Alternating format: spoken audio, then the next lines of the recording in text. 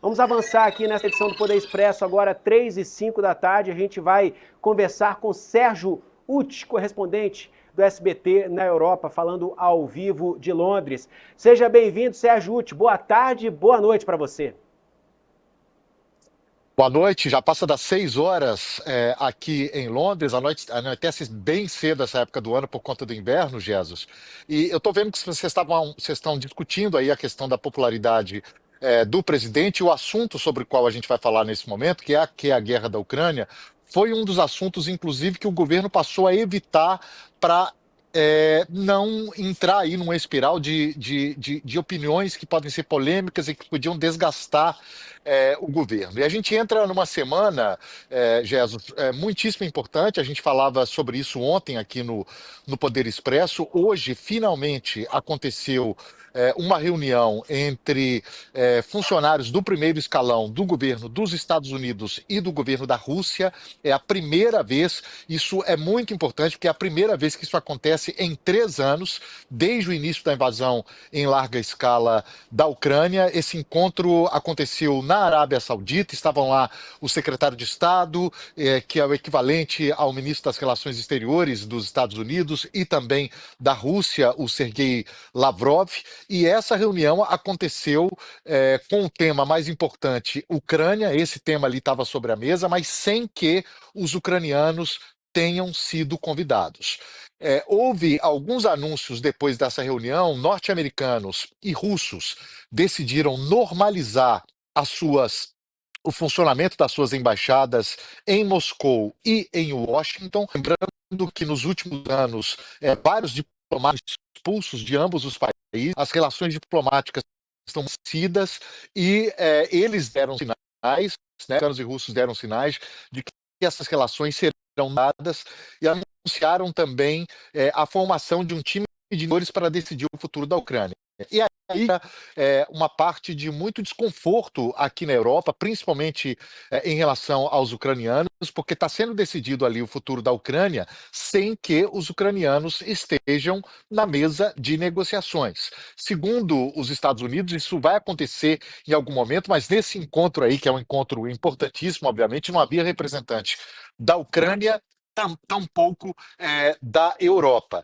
Coincidentemente, o presidente Volodymyr Zelensky, que passou pelos Emirados Árabes, hoje ele está na Turquia e chegaria amanhã à Arábia Saudita, onde aconteceu essa reunião entre russos e norte-americanos. Ele chegaria a Riad amanhã, mas avisou que cancelou essa parte da viagem, nas palavras dele, para evitar coincidências. E aí ele disse o seguinte: Jesus, olha, eu não sei quem vai estar lá, isso abre aspas, eu não sei quem vai estar lá, quem foi embora, quem vai ficar. Na verdade, eu não estou nem aí. Essa é a expressão que o Zelensky usou. Mas ele deu uma sugestão ali para que os seus parceiros, obviamente se referindo aos Estados Unidos, repensem a questão da Ucrânia. Portanto, há um grande desconforto nas autoridades ucranianas e também aqui na Europa sobre o custo dessas negociações, né? Quais serão as concessões que precisarão ser feitas para que haja um cessar-fogo na Ucrânia depois de 3 anos. É bom lembrar que na segunda-feira completam-se 3 anos dessa invasão em larga escala da Ucrânia, dessa guerra que, na verdade, que começa lá em 2014. Jesus. Sérgio, ontem você falou sobre 2 mesas de negociação, uma com a participação da Ucrânia, outra com a participação da Rússia. Mas ambos não sentam simultaneamente, né, na mesma mesa, cada um na sua, entre aspas, mesa de negociação. Tivemos alguns desdobramentos desses encontros de ontem para hoje. Na sua avaliação, dadas essas 2 frentes de negociação, a gente, de ontem para hoje, está um pouquinho mais perto do fim da guerra ou um pouquinho mais distante do fim da guerra? Olha, é muito difícil fazer essa avaliação, Jesus, mas o que é muito certo nesse momento, olhando essa situação de uma perspectiva ucraniana, é que os seus principais aliados, os aliados mais importantes da Ucrânia, no caso os Estados Unidos, estão mais próximos daqueles que são os principais inimigos da Ucrânia, no caso a Rússia. né? Eles estão falando ali em normalização de relações diplomáticas. Os próprios ministros do Donald Trump já falaram ali que a Ucrânia provavelmente não vai conseguir recuperar todo o território que perdeu desde 2014, e essas as concessões que preocupam muito os ucranianos e os europeus, que veem a Rússia como uma ameaça também à sua integridade territorial. Há uma corrente muito forte aqui na Europa que acredita que, dependendo do que acontecer agora nessas negociações, os russos parariam, ficariam ali com parte do território ucraniano e se rearmariam, se reagrupariam para atacar alguns países, possivelmente países da OTAN. Essa, inclusive, é uma tese difundida pelo próprio Volodymyr Zelensky, dizendo que a Rússia está preparada para um ataque à Europa. E isso tudo nesse contexto em que Estados Unidos e Rússia se aproximam, algo impensável meses atrás, e que a Ucrânia vê esse apoio que foi tão presente, né, foi tão importante dos Estados Unidos nos últimos 3 anos, esse apoio de repente diminuindo para um nível, aí sim, para um nível que não se sabe qual vai ser, Jesus. E essa é a grande ponto de interrogação nesse momento. Bom, para quem nos acompanha neste momento aqui no Poder Expresso, estamos ao vivo às 3h11 da tarde, conversando com um dos poucos repórteres no mundo que conhecem o barulho, o zunido de um tiro de fuzil passando perto da orelha, e não somente o barulho do disparo, né? Sérgio Utti, que é um dos especialistas, ou é um especialista aqui dentro do SBT em assuntos relacionados à Ucrânia, e isso se concretiza, se materializa um documentário, né, Sérgio, que está bem perto de ser lançado. Vamos esquentar aqui a nossa audiência, mais um dia de produção, estamos mais perto, da mesma forma que a gente não está tão perto assim do fim da guerra, mas pelo menos a gente está perto da finalização desse documentário e a gente ter a oportunidade de assisti-lo aí no ar, né? Exatamente, exatamente. A gente, inclusive, tem um trecho aí para a gente ver um pouquinho do que vem por aí. Watch out! Grenade out! Look out! Oh, short! E eu sou pago para fazer tudo que está dentro das normas da OTAN. Então eu não vou nunca torturar inimigos, eu não vou sequestrar pessoas, eu vou fazer o que o exército ucraniano me propõe a fazer.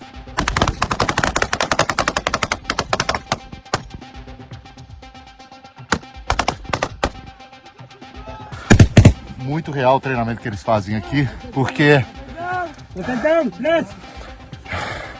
é a oportunidade que eles têm de... É exatamente isso que eles vão fazer daqui a uns dias. Usar esse tipo de munição, talvez esse tipo de situação contra os inimigos deles que estão muito próximos daqui. E o que torna mesmo esse tipo de treinamento perigoso é a distância que ele acontece da linha de frente. A gente está a menos de 20 quilômetros da linha de frente. Toda essa movimentação, o barulho desses tiros, obviamente isso pode ser monitorado pelos russos. E aí sim a coisa fica muito pior, muito pior.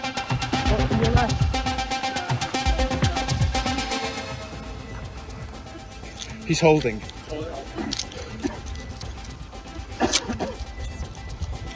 Frag out!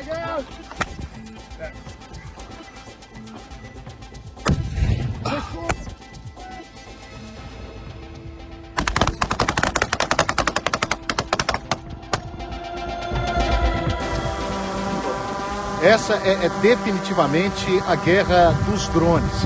Esse tipo de tecnologia mudou tudo nesse conflito aqui da Ucrânia. Esse é um modelo que não é o modelo mais sofisticado, eles operam com vários modelos aqui nesse país, e esse drone está equipado com uma bomba ali de baixo. Eles estão visualizando isso e no comando deles, essa bomba, que pode ter 1 quilo, pode ter 10 quilos, ela é lançada num alvo. Bombas colocadas em drones podem, se bem lançadas, destruir um tanque, por exemplo.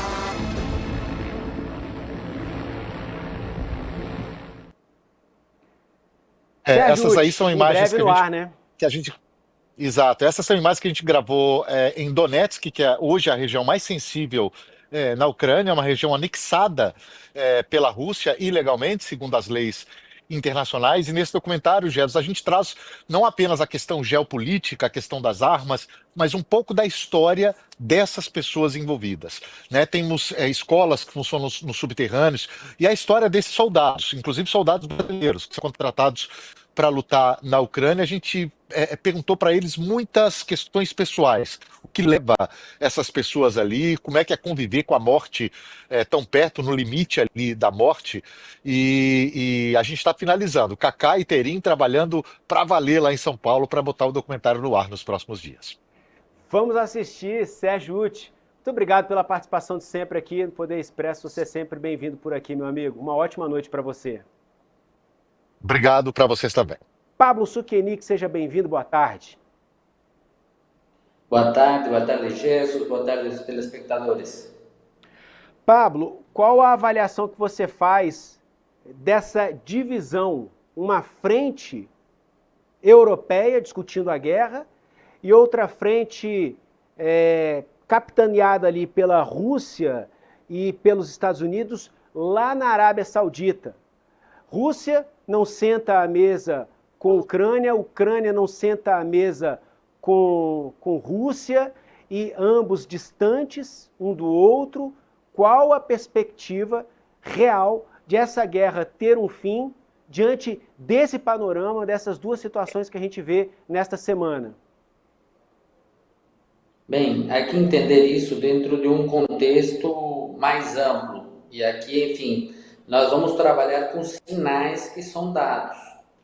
E os Estados Unidos transmitem uma sinalização de que pretende resgatar a ideia de áreas de influência, ou seja, há certas regiões do mundo no qual que são da influência da determinada potência.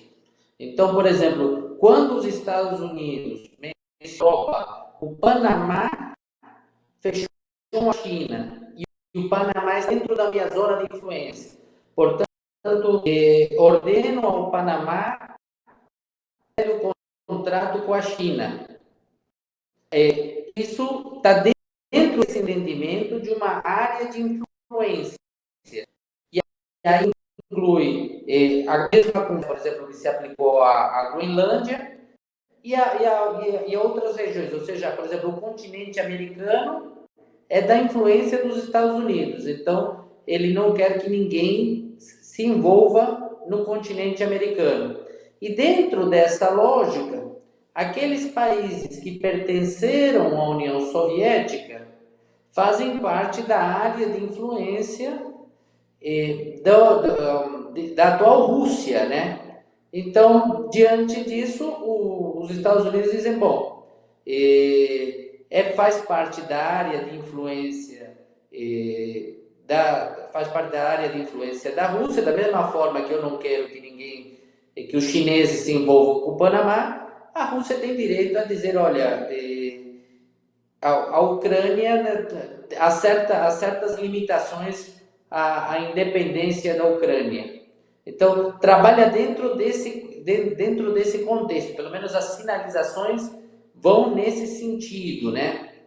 E por isso, um primeiro encontro entre os Estados Unidos e a Rússia, porque eles precisam normalizar as suas relações para poderem avançar em outros aspectos, inclusive em relação à guerra da Ucrânia. Então, primeiro aqui, normalizar as relações Estados Unidos Rússia, e parece que avançaram nesse sentido, ou seja, de que as missões diplomáticas possam trabalhar normalmente, enfim, trabalhem a pleno vapor, digamos, nos seus respectivos países, para, enfim, normalizadas as relações entre os dois, comecem a decidir em relação ao futuro, inclusive a terceiros países dessa área de influência. Inclusive, nós não podemos esquecer que existe a possibilidade que esta reaproximação entre a Rússia e os Estados Unidos seja pautada pela relação com a China. Em que sentido? Eu explico. A guerra na Ucrânia aproximou muito a Rússia e a China, afastando a Rússia dos países ocidentais, inclusive dos Estados Unidos. Os Estados Unidos não veem com bons olhos essa aproximação. Para equilibrar a influência sobre a Rússia, os Estados Unidos pretendem, ou pelo menos tudo indica, pretende se aproximar da Rússia para que não, digamos assim, jogar no colo da China um país tão importante como a Rússia. Então, esse seria o tabuleiro que está sendo jogado neste momento. Pablo Suquenic, especialista em relações internacionais, fazendo uma análise aqui sobre o atual momento da guerra entre Rússia e Ucrânia. Pablo, sempre bem-vindo ao Poder Expresso. Muito obrigado pela participação. Até a próxima. Muito obrigado, Jesus. E aos telespectadores, até a próxima.